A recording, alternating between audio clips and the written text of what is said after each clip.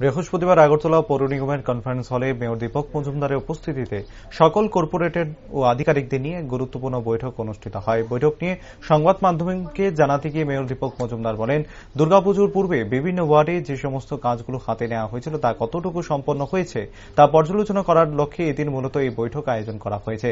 আর এই বৈঠকে প্রত্যেক ওয়ার্ডের কাজের খতিয়ান তুলে ধরা হচ্ছে।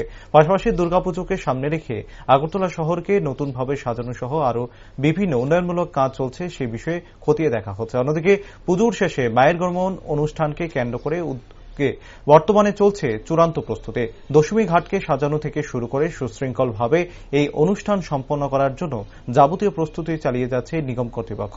তিনি আরো বলেন, এই বছর গতবারের তুলনায় আরো জাঁকজমকভাবে এবং সুশৃঙ্খলভাবে হবে মায়ের আগমন অনুষ্ঠান। এমনিতে তো 24 তারিখে হচ্ছে দশমী, তো বাড়ির পুজো, অনেক ক্লাবের পুজোগুলি কিন্তু 24 তারিখে অনেকে নিরঞ্জন করে। পরবর্তী দিন 25 তারিখ আছে, অনেক ক্লাব করে নেয়। 26 তারিখ আমাদের দপ্তর আমরা কার্নিভাল, যেটা গতবার করা হয়েছিল 26 তারিখ লাস্ট ডেট। তো কার্নিভালের দিন সমস্ত আমরা আশা করব গতবার 47টা পুজো কমিটি অংশগ্রহণ করেছে, এবার অনেক বেশি হবে। গতবার দর্শনার্থীরা প্রচুর সংখ্যক লোক সারা রাত ছিলেন।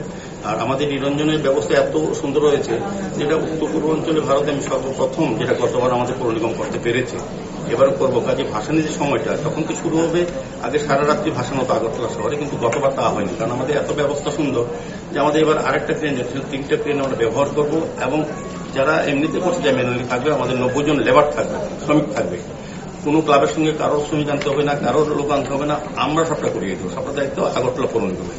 26 তারিখে শেষ সময় সেটা হচ্ছে রাজ্য সরকারের সিদ্ধান্ত, সমস্ত ক্লাব কমিটির সঙ্গে আলোচনা হয়েছে মাননীয় মুখ্যমন্ত্রীর পৌরোহিত্যে। তখন ঘোষণা করা হয় যে সর্বসম্মতিভাবে সমস্ত পুজো কমিটি, ক্লাব কমিটির সঙ্গে যে 26 তারিখ আমাদের তথ্য দপ্তরের উদ্যোগে কার্নিভাল করা হবে। এবং মূলত পরের দিন লক্ষ্মী পুজোটা আমরা দেখি যে সাধারণত আগের দিন শেষে আমাদের অনুরোধ থাকবে যাতে 26 তারিখ সকল পুজোর ভাসান দেওয়ার জন্য সমস্ত ক্লাব কর্তৃপক্ষ যাতে উদ্যোগ গ্রহণ করে।